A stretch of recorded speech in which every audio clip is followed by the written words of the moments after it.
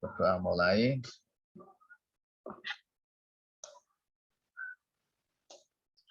Ya, terima kasih semua diberikan kelancaran, kemudahan, dan kemanfaatan ya. Selamat menjalankan ibadah puasa bagi yang menjalankan. Kemudian kita lanjutkan materi kita pada kesempatan kali ini. Jadi mulai beberapa pertemuan ini sampai ke depan, insya Allah nanti kita akan berbasis kasus ya, berbasis praktek gitu ya. Jadi agar lebih bisa dipahami, agar lebih mudah ditangkap ya, bagaimana aplikasi dari e-commerce itu. Maka setiap perkumpulan kita nanti mulai dari kemarin kita sudah mulai, setelah teori nanti kita ada praktek ya, praktek langsung bagaimana e-commerce itu implementasinya seperti apa. Pada kesempatan kali ini kita akan bahas bagaimana sistem pembayaran e-commerce. Bagaimana sistem pembayaran dari e-commerce. Seperti yang sudah pengalaman kita misalnya beli secara online melalui e-market, entah itu misalnya kalau sekarang itu ada Tokopedia, ada Shopee ya, Bukalapak, OLX dan lain sebagainya itu, maka ketika kita sudah memesan barang, memilih barang, menentukan jumlahnya dan lain sebagainya, tentu saja ketika kita pas pesan itu biasanya posisi kita itu sudah mendaftar sebagai anggota atau kita memiliki akun di toko online tersebut atau marketplace tersebut ya. Setelah kita punya akun, entah itu misalkan di Shopee itu, maka kemudian kita memilih barang yang ada di yang ditawarkan di sana. Setelah kita memilih barang, maka kemudian kita check out ya. Sudah memilih kemudian check out. Nah, setelah check out itu maka nanti si marketplace itu atau toko online atau mungkin contohnya Shopee, atau Bukalapak, Tokopedia dan sebagainya, maka dia nanti akan menunjukkan ya, memilihkan metode pembayaran yang akan digunakan. Nah, metode pembayaran itu banyak. Kadang-kadang masing-masing toko online itu memiliki sistemnya sendiri, memiliki dompetnya sendiri. Di samping ada beberapa pilihan, kalau sekarang itu misalkan transfer ya, itu yang paling umum. Yang paling sering itu transfer. Jadi nanti pembeli akan mentransfer ke rekening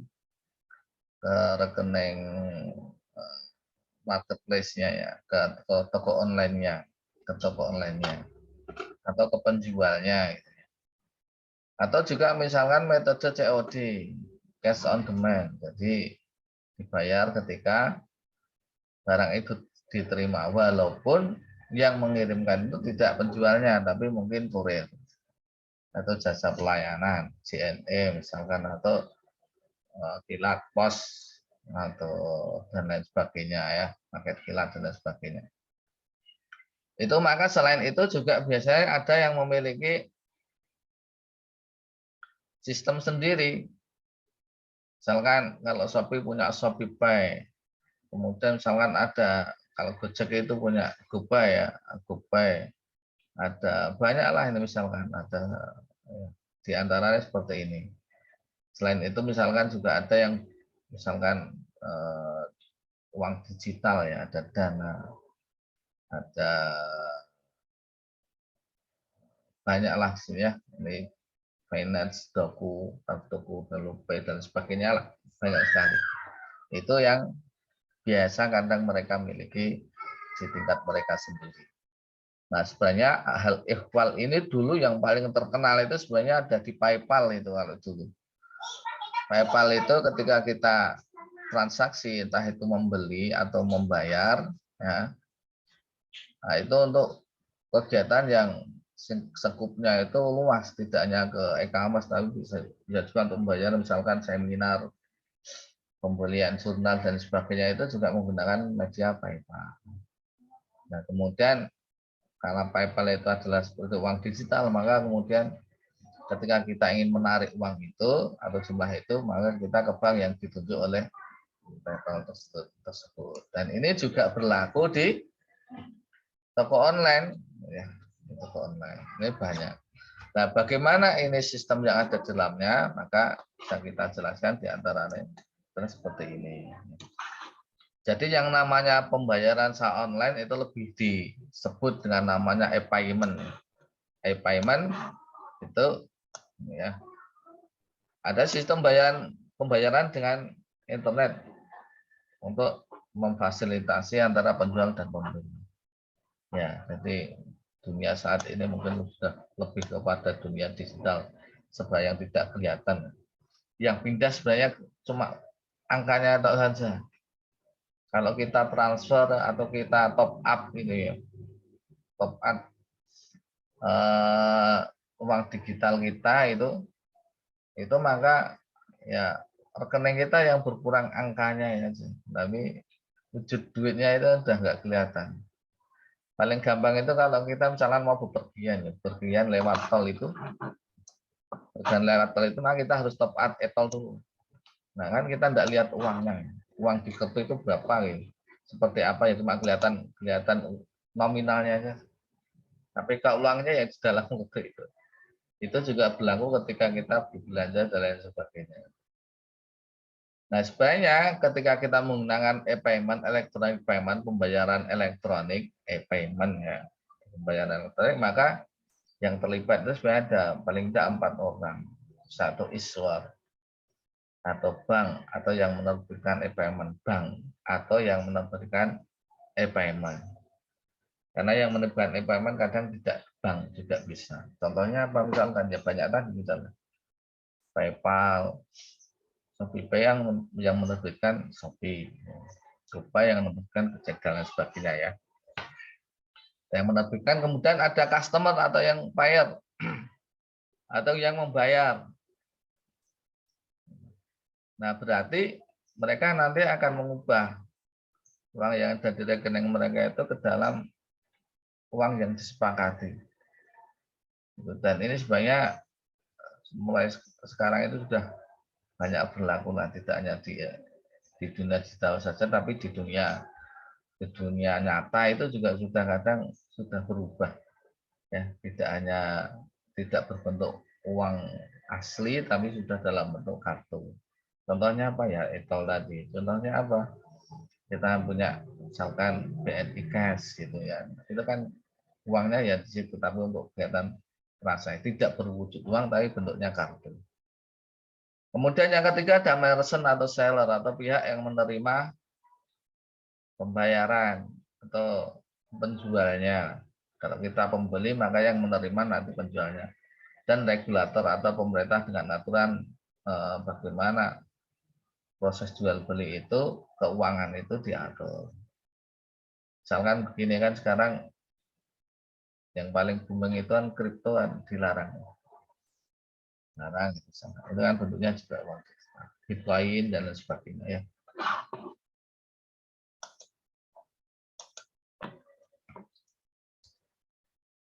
Manfaat e-payment ya, pembayaran secara digital. Ya, sistem transaksi mudah, jelas. Karena sudah ada ketentuannya. Kita tinggal bayar saja atau kita tinggal mengurangi saldo kita ya, saldo yang maksudnya yang di e-payment itu. Karena kalau kita punya ShopeePay itu kan lebih mudah digunakan untuk kegiatan yang berkaitan jual beli di Shopee. Sistem transaksinya itu menjadi lebih mudah.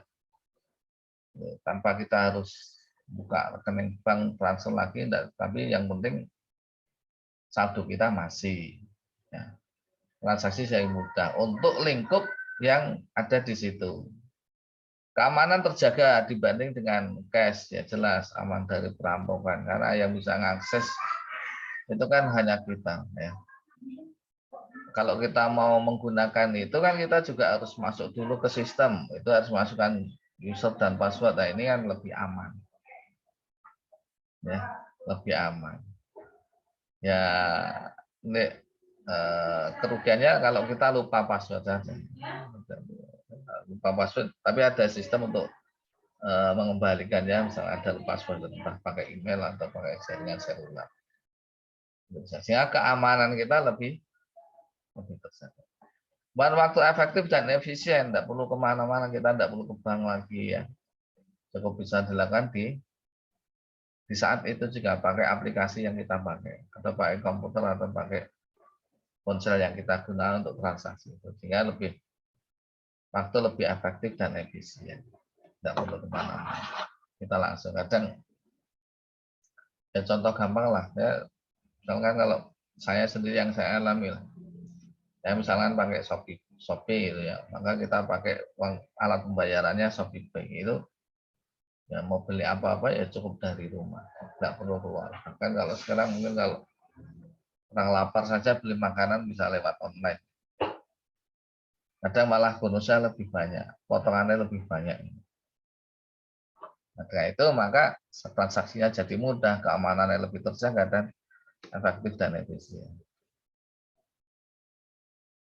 Beberapa jenis alat pembayaran. Bentar ya. Ini belum tak setting sesinya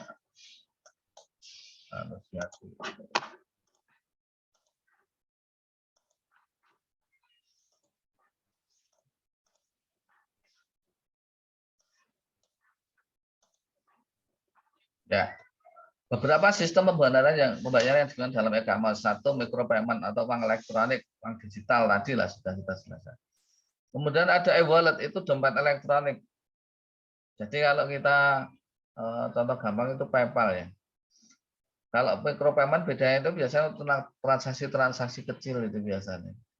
Sehingga mereka terbatas, kadang maksimal ya cuma saldo sampai 1 juta saja atau 1,5 gitu yang banyak. Tapi kalau e-wallet yang namanya dompet itu jumlahnya bisa besar.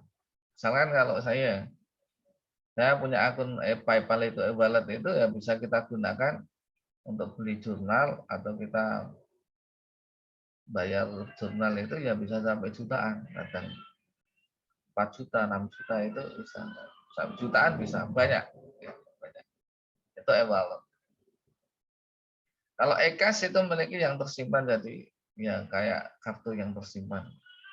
Kalau smart card, kartu kredit, e-bill itu tagihan bank. Ini beberapa sistem pembayaran yang digunakan untuk kegiatan e-commerce. Ada micropayment, e-wallet, e-cash, smart card, dan e-bill. Jadi kadang-kadang kita hanya diminta untuk memasukkan angka-angka tertentu yang dikeluarkan oleh pihak bank. Bahkan kalau kita kenal ya, itu kalau Anda kenal yang namanya internet banking itu, karena saya punya BNI atau punya Mandiri gitu ya, itu ketika kita transaksi online itu, maka kita ketika ingin bayaran ya tinggal tekan token gitu. Kita punya token itu, terus nanti di reset itu untuk kita ketikkan invoice-nya, maka kemudian sudah muncul nominal berapa, kemudian akan terkurangi langsung dari rekening kita. Sistem pembayaran sekarang udah lah banyak ya, banyak. Ini untuk skup yang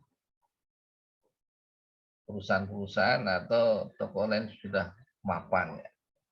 Kalau kita punya toko online sendiri ya kemungkinan ya kita belum punya itu, nah, kita bisa pakai jasa penyedia layanan atau kita bisa pakai yang sederhana tapi mencukupi lah, yaitu transfer bank atau COD.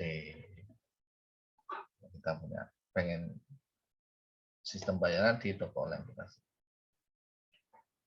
Nah, faktor keberhasilan dari pembayaran elektronik itu ini, jadi nanti kalau kita sudah memiliki ini untuk yang mapan ya, yang sudah besar mapan supermarket online besar itu misalnya, atau kita sudah punya butik yang besar itu atau toko online yang besar, kemudian kita ingin membuat sistem pembayaran sendiri, maka beberapa faktor yang bisa dipertimbangkan agar e-payment yang kita luncurkan, yang kita launching itu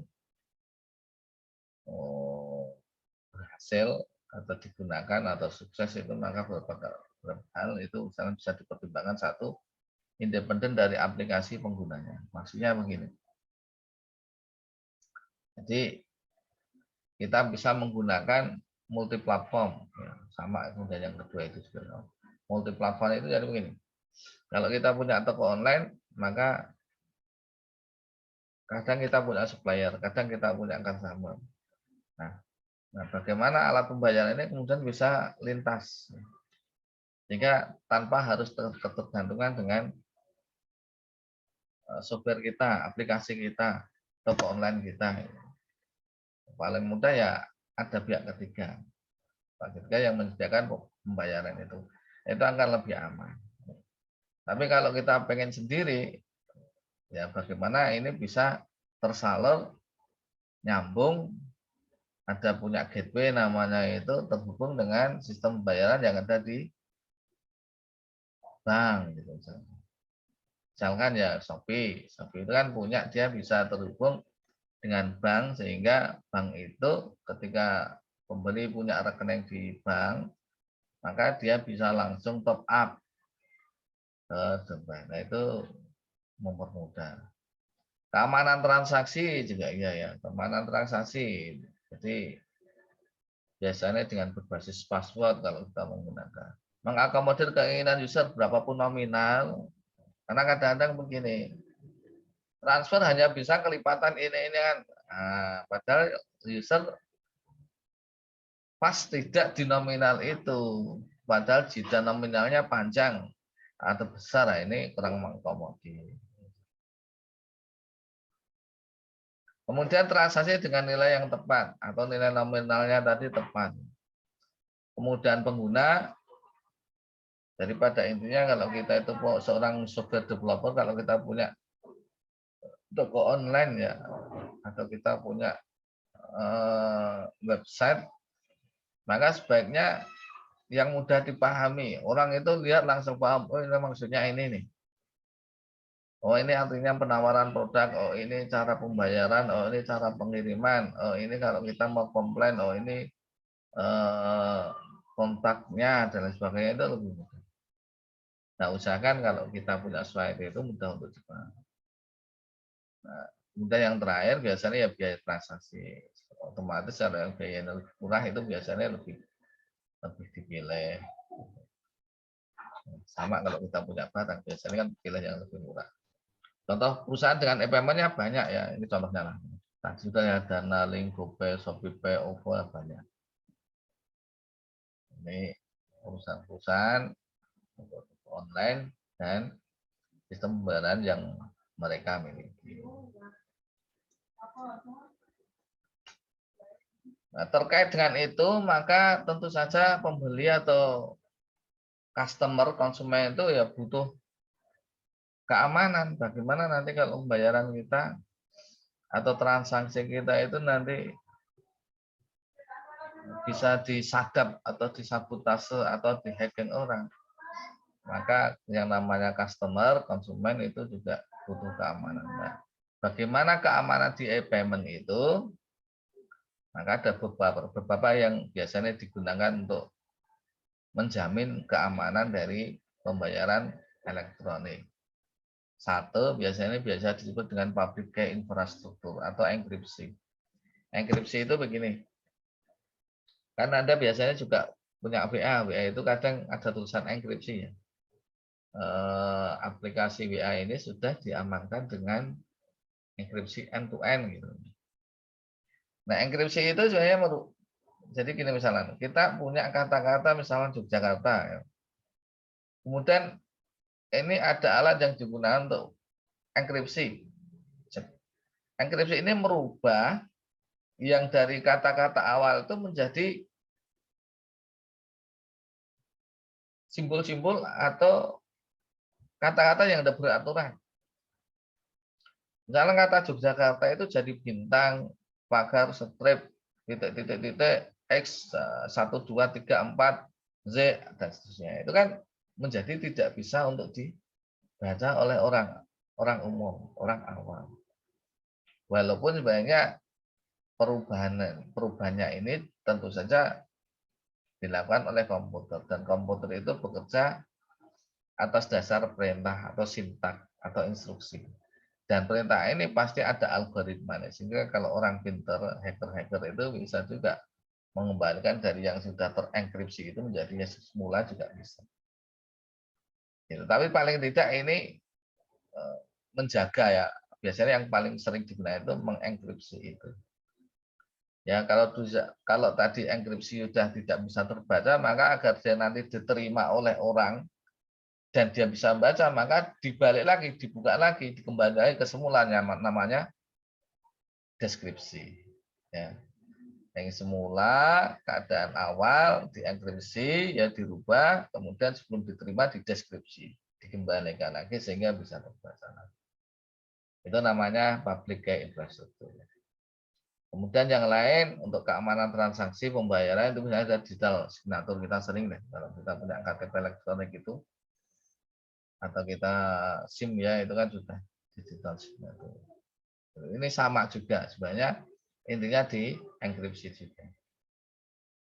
Kemudian ada trusted parties, sertifikat otoritas ini ya, dipakai pihak ketiga kalau ini ya. Kemudian secure layer ini biasanya kalau kita punya server ini ya. Nah, sudah kita ini cuma biar tahu saja. Detailnya kita yang penting tahu saja ya bahwa ada sistem-sistem keamanan di e-payment itu dengan menggunakan sekian banyak sistem ini. Ada public key, ada digital signature, ada SSL dan TTP. Yang penting kita tahu. Artinya kalau kita sebagai orang yang menggunakan, kita suatu saat pengen terjun ke dunia e-commerce dengan marketplace, maka insya Allah aman. Nah kalau punya kita sendiri ya apa yang paling yang kita gunakan misalnya transfer atau COD. Nanti yang kita praktekkan di situ. Nah sebenarnya keamanan kenapa harus itu diamankan ya, karena ya biar tidak terjadi penyalahgunaan. Nah, penyalahgunaan atau ancaman-ancaman yang biasanya muncul, ancaman ya bukan ancaman. Ancaman-ancaman yang biasanya muncul itu ada beberapa biasanya ini terkait dengan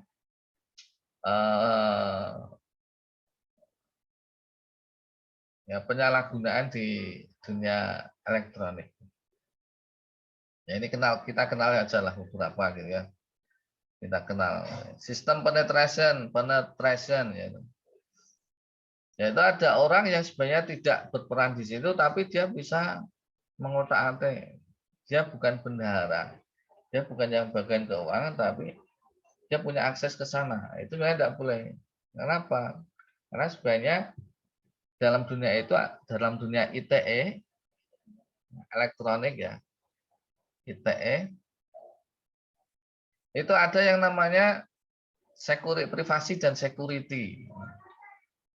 Jadi tetap kita tidak boleh menyalahgunakan kewenangan, walaupun kita misalnya tahu suatu saat kita ketemu nih dengan komputer dari teman kita itu yang terbuka emailnya, ya secara privasi kita tidak boleh buka-buka. Kenapa? Ya bukan milik kita. Apalagi yang terbuka itu rekening banknya, ya kejahatan.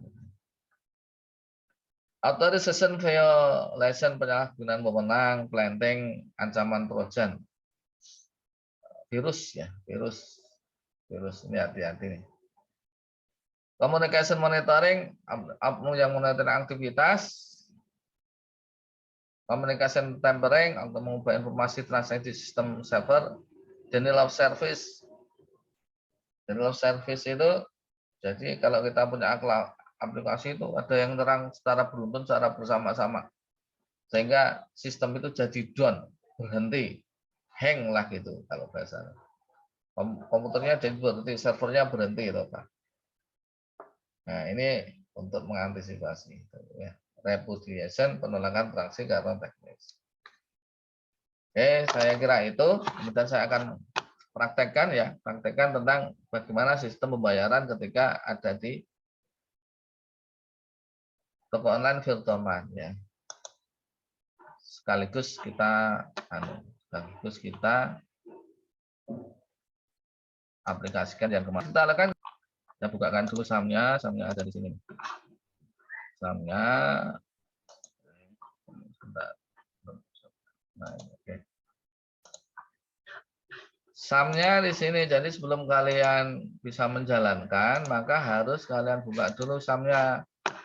Kontrol panel ini servernya nih, harus kalian buka dulu.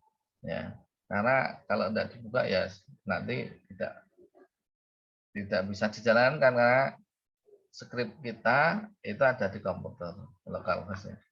Dua yang penting ini yang perlu diklik di start itu Apache dan MySQL. MySQL itu untuk menjalankan basis data. Buka browser satu-satu karena tidak bisa jalan langsung kalau pakai Zoom ya. Beda dengan Bandicam atau screen capture itu. Kita belum. Nih ya. Oke, ya. Nah, ini browsernya. Coba kita cek dulu ya. Kita buka toko online-nya kemarin. Caranya gimana kemarin? Localhost, kemudian saya pakai nama usahaku. Nah, tunggu sebentar sampai toko online-nya tampil.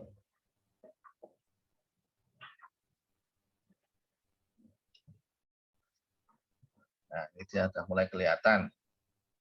Nah ya, ini kelihatan nih. Toko online kita udah kelihatan. Nah, kita pelan-pelan belajar ya, biar kita paham, kita tahu. Nanti kalau sudah selesai kita akan jalan. Kemarin kita sudah merubah, yaitu bagaimana cara menambahkan produk, ya, dan bagaimana merubah ke dalam nilai rupiah. Nah, ya ini produk-produk. Nah, di sini orang itu kalau mau beli maka dia akan tinggal klik aja. Ini biasanya ya, ini kalau yang sini biasanya ada variannya, tapi kalau Anda tinggal add to cart gitu, add to cart. Misalkan ini contoh ya, contoh. Ini aja yang paling kita beli 2, kita add to cart. Ya. 2 sampo. Nah, kita kalau ingin melihatnya shortcut atau bisa pakai yang jangan. Ini belum kita setting pembayarannya. Nah, di sini dia akan muncul. Kita bolak-balik ini karena namanya kamera. Nah ini beli sampo herbal 2, nilainya sekian. Pembayaran yang silakan itu sekian. Nah tapi belum ada pembayaran. Pembayarannya belum ada. Select payment belum ada ya. Nah bagaimana cara menambahkan sistem pembayaran? Di sini caranya ya. Kita masuk ke pengaturan. Ruang administrator, kita klik tab ya. Localhost usahaku ini nih, administrator localhost usahaku. Kita tambahkan sistem pembayaran. Masuk ke ruang admin. Nah, klik dulu aja, klik masuk. Ya, masuk. Kelihatan sini nih. Ini ada komponen Virtualmat dan payment method. Komponen Virtualmat dan payment method. Metode pembayaran. Nah, ini sudah kita tambahkan ya. Sudah ada satu kesan dulu. Kita tambahkan transfer misalkan. Kita klik baru. Ya.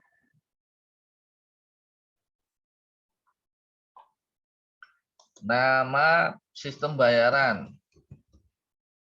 Transfer bank alias transfer bank. Publish ya.